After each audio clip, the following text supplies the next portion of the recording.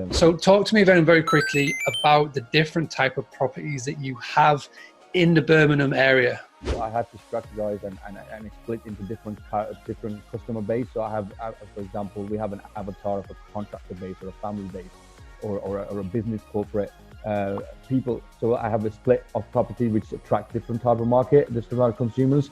So I have 3 houses which are based in just outskirts of Birmingham, which we attract a lot of long-term direct bookings, or rather repeat bookings in my case, from contractors and referrals. We run a referral scheme. So that's one avatar that I use to attract to a semi-detached house or a 3-bedroom house around the outskirts of the city.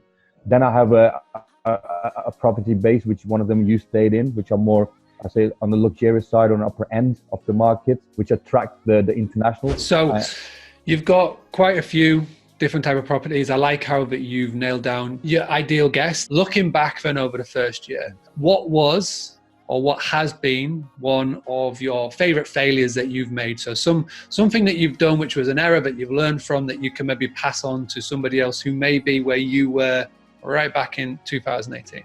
When I started, I had 2 properties a year back, and now we have a portfolio of around 15, which is managed and owned properties of SA's service accommodation. So one of the biggest mistakes I think I made early on, which has not hurt me so much, but it has, and one of them was when there was guests who were asking for extras or extra items, extra things. So I can use an example of families coming from abroad asking for a traveling cot. That's just an example I give you. So they were asking for extras, and so this is something I never provided. I never thought of. Not having kids, I never thought of there would be people looking for a travel cot.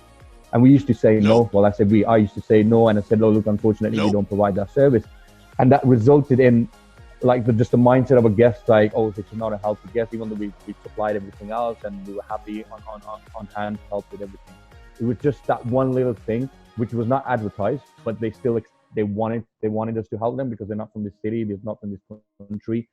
So to summarize that, that was one of the biggest failures, which may have cost me some money and cost me some reviews. I would say some reviews well. But now because we offer that, it's not necessarily we make extra money. It's just that we provide the service and we keep the people happy and leave the choice in the customer's hand.